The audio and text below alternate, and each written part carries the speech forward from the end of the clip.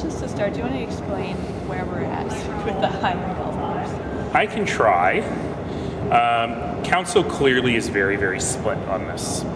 And so what Council did is they approved in principle most of it, 4/5 of it. They did not approve the part that's in the center.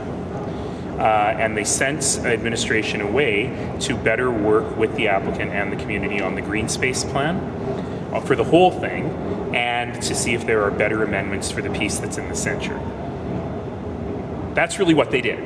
There was a lot of procedural confusion as to what council was doing, and it's interesting because we don't often have 8-7 splits like that. And so it was a very, very, very tight vote between those who, I don't think anybody thinks this is a great plan, but between those who said this is as good as it's going to get and those who said it's got to get better. Mayor Nenshi, I'm a sports reporter, so I was only here for one thing. For the Olympics thing, which hasn't even happened yet? Welcome. You can ask Annalise about her life. Can I just ask you then, this report, whenever we hear it, what's the most important thing for you? What do you want to know the most right now in terms of this topic? There are two things. Number one is what we've been calling the master hosting plan or the venues plan. Are our facilities good enough? What is it going to take to get them there? And does that make sense? Because the whole point of this bid is that it is what we're calling an Agenda 2020 bid. It's exactly the opposite of what most Olympic bids have been, which is you get extra points if you build new stuff. And under IOC's Agenda 2020, it's the opposite. If you have to build new things, you get penalized. So the real question is, everything from the Olympic Oval to hotel rooms to other sporting venues, what's it going to take to get them up, and can we do it for a very reasonable price? That's number one. Number two is the money as a whole. We got to make sure that this is not going to turn into a money hole. We have to make sure that there is support in this from the public, from the feds, from the province, and that we won't really have an answer to that question until we know what the revenue and profit potential looks like. I will tell you that I have seen some very draft advanced work, very sophisticated financial analysis that the committee is working on that makes me feel much more comfortable that this could look more like Calgary 88 than like Sochi. So tonight, are you hoping to find out what Calgary can reduce, reuse, and recycle? No, we won't find that out tonight. Okay. Tonight, I'm sorry to say, is a boring interim report, which is why I feel sad that you've been here all day. Oh, well, you know. Because today's report, which is out, I think, you have it, right? Yeah, I do. Is just about the governance structure and about reconciling the budget. The really exciting report with the numbers in it will come later this spring, early this summer. You said, I think last year, you said the feds and the province did not say no in terms of their support. Has that anything changed on that front? No, I raised this issue, as we all know, with the Prime Minister just before Christmas. Okay. And his answer was very much the same. Do your work.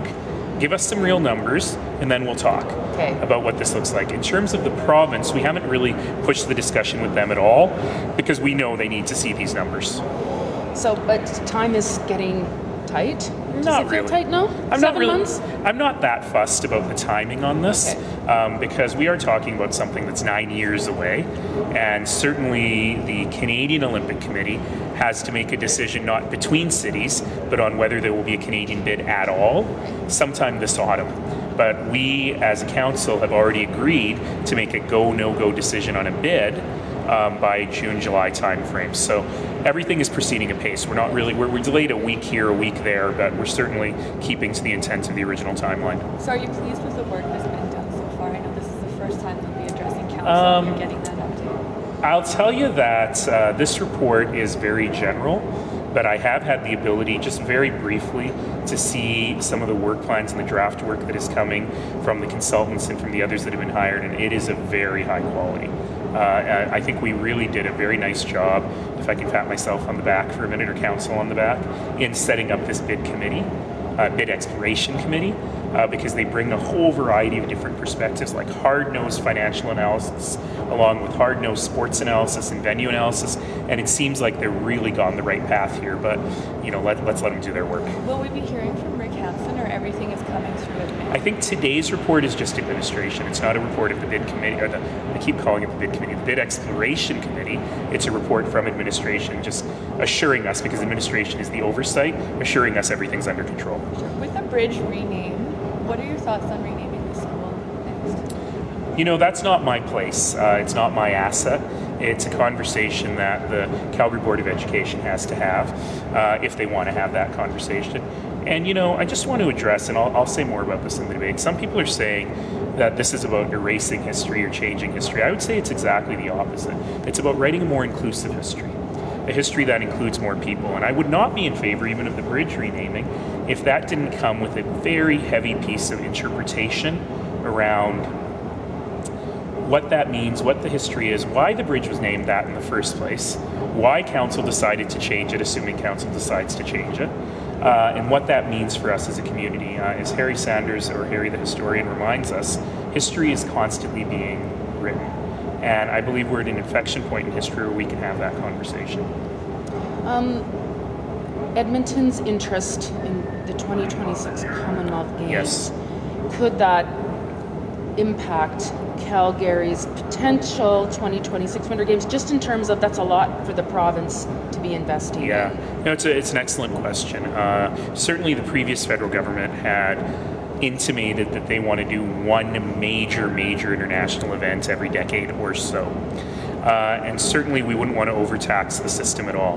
But I'll remind everybody that we managed to hold the FIFA Women's World Cup, a giant international program, and the Pan Am Games, not just in the same year, in the same month.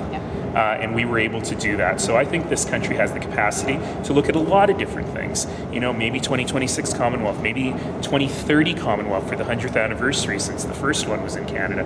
There's a lot of moving parts. And, you know, the federal government will assess those moving parts. I think everyone agrees that if we've got a good opportunity to land Olympic Games and it makes financial sense, then that's something that really is much higher profile than any other sporting event. I have a quick question from Except maybe the World Cup. From James Wood. What are your hopes James for... who? James Wood. I vaguely Could not know make him. it here. What are your hopes for the federal cabinet retreat that's happening in Calgary right now? You know, they've got a lot of work to do. And I'm actually very pleased that they're having, I think this is the second time the cabinet has met in Alberta, in southern Alberta. And I'm very pleased that they're meeting here in Calgary, because really we have a Canadian economy right now, which is three different economies. Parts of the country are doing very well, parts of the country are kind of plodding along, and parts are still in an economic downturn. And I think it's really important for the cabinet to hear from Calgarians, from Albertans, about where we are in the economic situation and what they can do to help. So while they have a lot on their agenda that they could have discussed anywhere, I'm happy they're discussing it here. I know they're spending some time with people from Calgary really better understanding this place.